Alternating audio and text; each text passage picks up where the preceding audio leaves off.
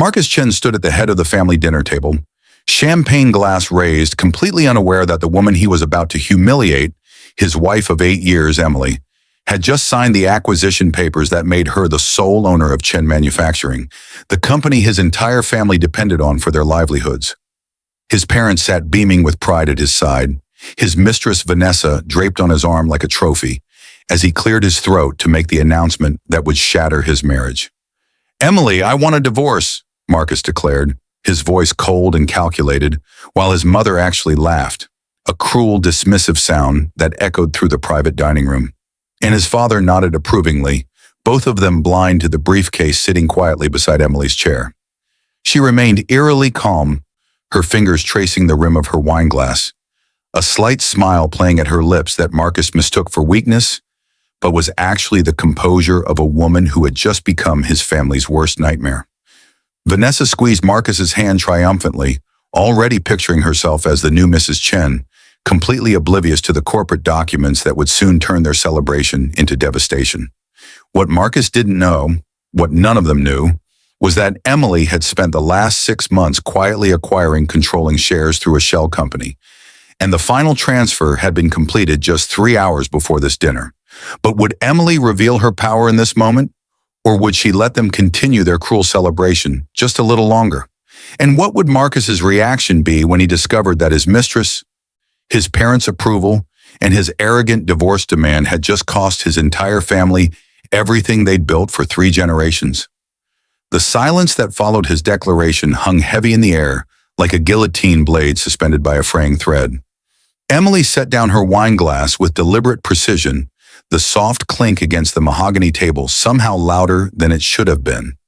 She remembered another dinner 8 years ago when Marcus had proposed to her at this very restaurant, in this very private room his family reserved for important occasions. Back then, she had been a junior analyst at Goldman Sachs, brilliant with numbers but perpetually overlooked because she carried extra weight on her 5'4" frame. Marcus had seemed different from the other men in her social circle, men who looked through her as if she were invisible. He had called her beautiful, had traced the curve of her hip with genuine appreciation, had whispered that he loved every inch of her. What a fool she had been to believe him. The weight had come gradually after their wedding, stress eating her way through 70-hour work weeks while simultaneously managing his family's chaotic finances, the ones they pretended didn't need managing. She had gained 40 pounds in 3 years, and with each pound, Marcus's affection had diminished proportionally, as if his love had been measured in her dress size all along. His mother, Patricia, had been the first to comment, suggesting diet plans and personal trainers with thinly veiled disgust. His father, Richard, had simply stopped acknowledging her presence at family gatherings, his eyes sliding past her as if she were part of the furniture. And Vanessa, the 26-year-old marketing coordinator who had joined the company 2 years ago, had watched it all with predatory patience, waiting for the perfect moment to strike. Vanessa leaned forward now, her perfectly manicured hand still entwined with Marcus's, her size 2 figure draped in a dress that probably cost more than Emily's monthly grocery budget. There was something feral in her eyes, something that went beyond simple victory. She had been relentless in her pursuit of Marcus, Emily knew, because she had seen the messages, the late-night texts that Marcus had been too arrogant to properly hide. But Emily had also seen Vanessa's credit card statements, the ones that showed a woman drowning in debt, living a lifestyle she couldn't afford, desperate for a wealthy husband to rescue her from her own poor financial decisions. Marcus thought he was trading up, moving from a fat wife to a trophy mistress, but he was actually exchanging one problem for a far more expensive one. The irony would have been delicious if it didn't hurt so much. Emily's therapist had warned her about this moment, had prepared her for the inevitable rejection that came from loving a man who valued appearance over substance. Dr. Sarah Kim had been the one to suggest Emily reclaim her power, to stop waiting for Marcus to love her again and start building a life where his love was irrelevant. That suggestion had led Emily down an unexpected path, one that began with a casual conversation at a charity auction 6 months ago. She had been standing alone as usual, while Marcus networked with potential clients across the room when an older gentleman had approached her. His name was Thomas Whitmore, and he was the retiring CEO of Whitmore Capital, one of the largest private equity firms in the country. He had recognized her name from a financial analysis she had published years ago, before she had sacrificed her career to become Marcus's wife and his family's unpaid financial advisor. They had talked for hours that night about market trends and acquisition strategies, and Thomas had seen something in her that her own husband had failed to see for years: her brilliant mind. He had offered her a consulting position, which had quickly evolved into something more substantial. Through Whitmore Capital, Emily had gained access to the kind of financial leverage that most people only dreamed about. She had started small, quietly purchasing shares of the family manufacturing company through shell corporations and offshore accounts, taking advantage of the fact that Richard had been desperate for capital infusions and hadn't bothered to properly vet his investors. The company had been hemorrhaging money for years, a fact that Emily knew intimately because she had been the one keeping their books balanced with creative accounting and her own personal funds. Richard and Patricia had taken her contributions for granted, had treated her like a servant who should be grateful for the privilege of serving the family, never once considering that she might grow tired of being used and discarded. Marcus cleared his throat, clearly annoyed by her silence. He had expected tears, probably, or pleading. Perhaps even the kind of desperate bargaining that would have fed his ego and confirmed his decision was correct. Instead, Emily sat perfectly still, her expression unreadable, her hands folded in her lap like a queen holding court.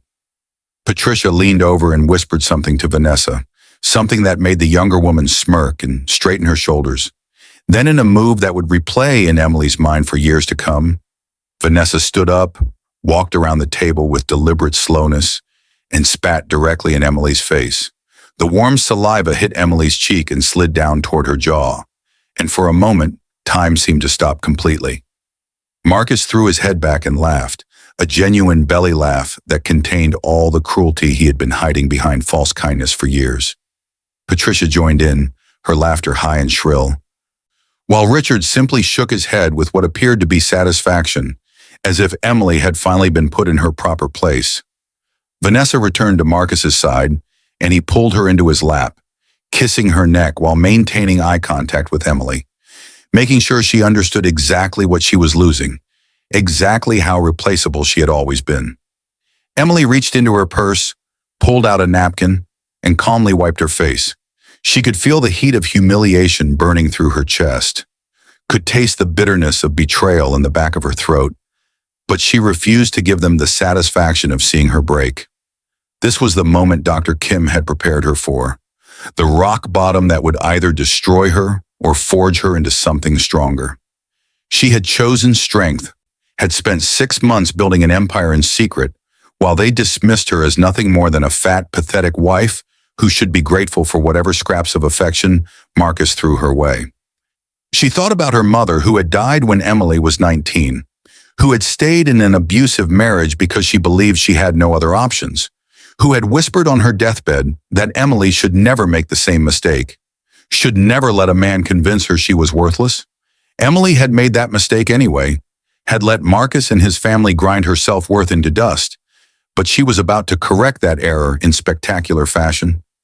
The briefcase beside her chair contained more than just acquisition papers. It contained employment contracts for every executive at the manufacturing company, financial audits that exposed years of mismanagement and potential fraud, and a detailed restructuring plan that would save the company but would have no place for Marcus or his incompetent family members. Thomas Whitmore had taught her that power wasn't about being loud or cruel. It was about being strategic, about waiting for exactly the right moment to strike so that your enemies never saw it coming. Marcus stood up, pulling Vanessa with him, clearly ready to make his exit now that he had delivered his humiliation. He reached into his jacket pocket and pulled out a document, sliding it across the table toward Emily with theatrical flourish. Divorce papers, already filled out, already signed by him, requiring only her signature to finalize their separation. Attached to the papers was a financial settlement that made Emily's stomach turn. He was offering her nothing, claiming that since she hadn't worked during their marriage, she had no claim to any marital assets. The joint bank account they shared, the one that contained over $200,000 of her inheritance money, along with their combined savings, would be split 50-50, he claimed, but Emily knew better. She had checked the account that morning and found it nearly empty. Marcus had cleaned it out, had stolen her inheritance along with their savings, leaving her just enough to avoid criminal charges, but not enough to survive on for more than a few months. It was the kind of calculated cruelty that revealed his true character, the kind of betrayal that confirmed every decision she had made over the past 6 months. Vanessa was whispering in his ear again, probably urging him to twist the knife a little deeper, to make sure Emily understood that she was leaving this marriage with nothing but her clothes and her shame. Richard was nodding approvingly at his son's business acumen, proud that Marcus had managed to discard his wife without any financial consequences. Patricia was already planning the wedding, Emily could tell, probably imagining how beautiful Vanessa would look in a designer gown, how proud she would be to have a daughter-in-law who actually looked good in family photos. Emily picked up the divorce papers and read through them slowly, deliberately, letting the silence stretch until it became uncomfortable. She could feel their eyes on her, could sense their impatience, their eagerness to finish this distasteful business and move on with their lives. The papers were actually quite generous in one respect. They demanded her signature immediately, tonight, so that Marcus could rush the divorce through and marry Vanessa within the month. There was even a wedding invitation paperclipped to the back page, a gorgeous cream-colored card with elegant script that announced the upcoming marriage of Marcus and Vanessa at the grand ballroom of the Ritz-Carlton. The date was set for exactly 30 days from now, the legal minimum waiting period after filing for divorce. The invitation was addressed to Emily personally, a final insult designed to force her to witness her replacement, to sit among the guests and watch as Marcus pledged his life to another woman. Vanessa must have insisted on that touch, Emily thought, because it had her vindictive fingerprints all over it. It wasn't enough to win. She wanted Emily to watch her win, wanted to parade her victory in front of the woman she had destroyed. Marcus was watching Emily's face, searching for cracks in her composure, hungry for any sign of the devastation he assumed she must be feeling. But Emily's expression remained neutral, almost bored, as she set the papers back down on the table. She reached for her briefcase, and for just a moment, she saw a flicker of curiosity in Marcus's eyes. A brief question about what she might be carrying in that expensive leather case. But it passed quickly, dismissed as irrelevant because nothing Emily owned could possibly matter in the face of his decision. She pulled out a single document, a letter printed on official corporate letterhead, and slid it across the table toward Marcus. He picked it up with casual disinterest, probably expecting some kind of emotional plea or perhaps a counteroffer to the divorce terms. Emily watched his face as he read, watched the exact moment when confusion shifted to disbelief, then to horror. The letter was from the board of directors of the manufacturing company, informing him that effective immediately, his position as vice president of operations had been terminated due to the company's recent acquisition by Whitmore Capital and the subsequent restructuring under new ownership. The letter went on to explain that all executive contracts were being reviewed and that further communications would come from the new owner's office. Marcus looked up at Emily, his mouth opening and closing like a fish drowning in air, unable to form words that could make sense of what he was reading.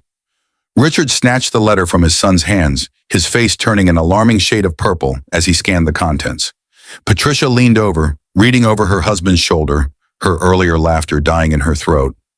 Vanessa looked between them all, confusion replacing her smug satisfaction, not yet understanding that something had gone terribly wrong with their celebration. Emily savored this moment, let it stretch and expand until she could taste the sweetness of it, the perfect justice of watching them realize that they had miscalculated, that they had underestimated the fat wife they had been so eager to discard. She had learned over 6 months of secret acquisition and strategic planning that revenge was a dish best served cold, but it was even better when served with a side of complete financial destruction. Richard found his voice first, his words coming out in a strangled roar that demanded to know who had bought his company, who had dared to acquire the business his grandfather had built without his knowledge or permission. Emily let him rant, let him threaten lawsuits and investigations, let him promise that whoever was behind this would regret challenging the family. When he finally ran out of steam, gasping for breath and gripping the edge of the table for support, Emily spoke for the first time since Marcus had announced his intention to divorce her. Her voice was calm, almost gentle, as she explained that all the acquisitions had been completely legal, that every share purchase had been properly documented and filed, that the previous owner had been desperate enough for capital that he had sold to anyone willing to pay, no questions asked. Richard's face went from purple to gray as the implications sank in. He had been the one who sold controlling interest in his own company, had been so focused on keeping the business afloat that he had never bothered to investigate who was buying his shares through various shell corporations and investment firms. The paper trail would be impossible to unravel, Emily knew, because Thomas Whitmore had made sure of it, had used every legal trick in the book to obscure the true buyer's identity until the moment Emily chose to reveal herself. Patricia was crying now, real tears streaming down her face as she realized that their family legacy, the company that had supported them for 3 generations, was now owned by a stranger who had already fired their son and would presumably fire the rest of them soon enough. Marcus was still staring at Emily, his mind working to connect the dots, to understand how this disaster could possibly be related to the fat wife he had just humiliated and divorced. Emily reached into her briefcase again, this time pulling out a thick stack of documents bound with a black clip. She set them on the table with a solid thump that made everyone jump. These were the acquisition papers, she explained, the final contracts that proved ownership of every share of the manufacturing company, the controlling interest that gave the new owner complete authority over all business decisions, including hiring and firing. Marcus's hands were shaking as he reached for the papers, and Emily didn't stop him. Let him see, she thought. Let him read every page and understand exactly how thoroughly he had been outmaneuvered. The name on the ownership papers wasn't Whitmore Capital as they had assumed. It was EMC Holdings, a Delaware corporation that had been registered 6 months ago by a young lawyer fresh out of Harvard who owed Thomas Whitmore a favor. EMC Holdings had been the vehicle for all the share purchases, the anonymous buyer that Richard had been so grateful to find when his company was drowning in debt and bad decisions. Marcus was flipping through pages frantically now, searching for the name of the person behind EMC Holdings, the identity of the owner who had just destroyed his family. When he finally found it, buried on page 47 in the section labeled Corporate Officers and Beneficial Owners, he actually gasped out loud. The name listed was Emily Margaret Collins, her maiden name, the name she had given up when she married Marcus and became Emily Chen. She had reclaimed it 3 months ago, had legally changed her name back as part of her preparation for this moment, and now it was emblazoned across every page of the ownership documents, a declaration of independence and a promise of retribution. The realization hit them all at once, like a physical blow that knocked the air from their lungs. Emily, the fat wife they had mocked and humiliated, the woman they had treated as little more than a servant and scapegoat for 8 years, owned the company that employed them all, that paid for their houses and cars and country club memberships. Emily, who Marcus had just divorced while stealing her inheritance money, now controlled every aspect of their professional lives and, by extension, their personal ones. Patricia let out a sound that was somewhere between a sob and a scream, her hands clutching at Richard's arm as if he could somehow undo what had already been done. Richard himself looked like he might be having a heart attack, his breathing shallow and rapid, his skin clammy and pale. Vanessa was the only one who still didn't fully understand. Her pretty face scrunched in confusion as she tried to follow the conversation. Marcus turned to Emily, and for the first time in years, she saw something like respect in his eyes, though it was mixed with fear and disbelief. He opened his mouth to speak, probably to apologize or negotiate, or perhaps to suggest that the divorce was a mistake they could still fix. But Emily held up one hand to stop him. She wasn't done yet. There was one more document in her briefcase, one final piece of the puzzle that would complete her revenge and seal their fates. She pulled it out slowly, savoring the moment, and slid it across the table to join the others. It was a wedding invitation, identical to the one they had given her, but this one was addressed to Marcus and Vanessa, cordially inviting them to attend Emily's wedding to Thomas Whitmore, scheduled for the same day as their planned ceremony, at the same hotel, in the larger ballroom that cost 3 times as much to rent. The invitation was a masterpiece of psychological warfare, and Emily felt a surge of pride at how perfectly it captured her transformation from victim to victor. Thomas Whitmore wasn't just her business mentor. He had become something more over the past 6 months. Though their relationship had remained professional and respectful, built on mutual admiration rather than physical attraction. He was 73 years old, a widower with grown children and a fortune that dwarfed anything the family had ever possessed. Their engagement was real, though it served multiple purposes. It gave Emily the social standing she would need to move in elite circles. It provided Thomas with a brilliant protege who could help manage his various businesses. And it sent an unmistakable message to Marcus and his family that Emily had not only survived their cruelty, but had thrived beyond their wildest imaginations. The age gap would raise eyebrows, Emily knew, but she didn't care. Thomas treated her with genuine respect and affection, valued her mind over her appearance, and had given her the tools to reclaim her power. That was worth more than any fairy tale romance with a man her own age who would inevitably judge her by her dress size. Marcus was staring at the invitation as if it might bite him, his face cycling through emotions too quickly to track. Disbelief gave way to anger, which gave way to something that looked almost like grief, as if he were finally understanding what he had lost, though Emily suspected it was less about losing her and more about losing access to her newfound wealth and power.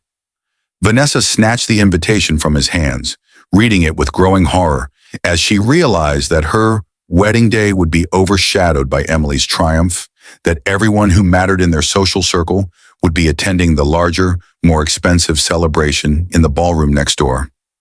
Emily stood up, gathering her documents back into her briefcase with practiced efficiency. She had said everything she needed to say, had delivered every blow she had been planning for 6 months, and now it was time to make her exit. But before she left, she picked up the divorce papers Marcus had given her, along with a pen from her purse, and signed her name on every required line. She wanted the divorce just as much as he did now, wanted to be legally free from this family and their toxic expectations, wanted to start her new life without any remaining ties to her old one. She slid the signed papers back across the table to Marcus, who took them with trembling hands, and then she did something that surprised even herself. She pulled out her phone, opened her banking app, and showed Marcus the screen. The joint account he had emptied that morning, the one that had contained her inheritance and their savings, had been replenished with a transfer from her new personal account, but not to its original balance. Emily had added a zero, turning $200,000 into $2 million, just to prove that she could, just to demonstrate that the money he had stolen from her was now pocket change compared to her actual wealth. She let him stare at the screen for a long moment, let the number burn into his consciousness, and then she locked the phone and dropped it back into her purse. That money would be split 50-50 in the divorce, she explained calmly, because unlike him, she believed in honoring the law and their marriage contract, even when it was inconvenient. He would receive $1 million in the settlement, enough to rebuild his life if he was smart about it, though she suspected Vanessa would burn through it within a year. As Emily walked toward the door of the private dining room, she paused and turned back one final time. Patricia was crying openly now, mascara running down her face in dark rivers, while Richard sat frozen in his chair, looking like a man who had just watched his entire world collapse. Marcus was still holding the divorce papers, his expression blank with shock, and Vanessa had buried her face in his shoulder, her earlier confidence completely evaporated. Emily wanted to feel triumph, wanted to bask in their suffering the way they had basked in hers, but instead she felt only a profound sadness for the years she had wasted trying to earn their love and approval. She had given them everything, had sacrificed her career and her self-respect and her happiness, and they had repaid her with contempt and cruelty. But that version of Emily was gone now, replaced by someone stronger, someone who knew her worth and refused to settle for less than she deserved. She told them, in a voice that carried no anger or bitterness, only certainty, that they would all receive termination letters from the company within the week, that the manufacturing plant would be restructured under new management, and that their severance packages would be generous but final. The family's three-generation legacy would end with them, she explained, because they had proven themselves incapable of running the business with integrity or competence. Thomas Whitmore's team had already identified several promising junior executives who would be promoted to fill the vacant positions, people who had been overlooked and undervalued by the previous management, people who actually earned their positions through merit rather than family connections. The company would survive and even thrive under new leadership, but the family name would be removed from everything, erased as if they had never existed. Marcus finally found his voice as Emily reached for the door handle, calling out her name with something that might have been desperation or might have been fury. She couldn't tell which and didn't particularly care. He wanted to know why, wanted to understand how she had managed to orchestrate this elaborate revenge, wanted to hear her explain the woman she had become. Emily considered leaving without answering, letting her actions speak for themselves, but decided that he deserved at least that much closure, if only so he could fully appreciate the magnitude of his mistake. She turned to face him one last time and told him the truth, that she had loved him completely, had given him everything she had, and he had repaid that love by treating her like she was worthless, like her only value was in her appearance and her usefulness to his family. She had spent 8 years trying to be enough for him, losing herself in the process, until she finally realized that the problem wasn't her weight or her appearance or her worthiness. The problem was that he was incapable of seeing past the surface, incapable of recognizing real value when it was standing right in front of him. Thomas Whitmore had seen in their first conversation what Marcus had failed to see in 8 years of marriage, that Emily was brilliant, strategic, and capable of extraordinary things when given the opportunity and respect she deserved. That realization had freed her, had allowed her to stop seeking Marcus's approval and start building her own empire. And now she was standing in the ruins of his life, offering him exactly the same mercy he had offered her, which was none at all. The difference, she explained, was that she was giving him money to start over, while he had tried to leave her with nothing. And that difference said everything that needed to be said about their respective characters.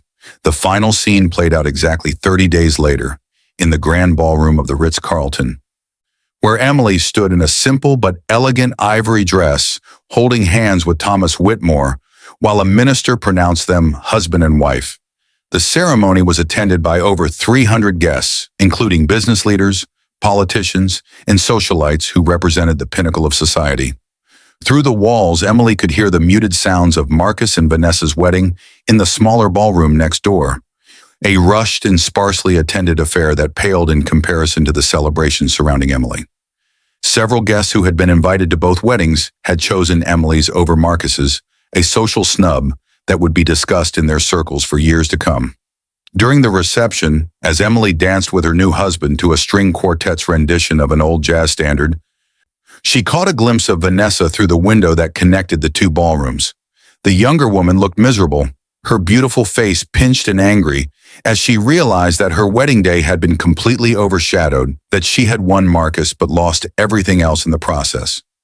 Marcus himself appeared broken, his earlier confidence replaced by the hollow-eyed look of a man who had gambled everything and lost.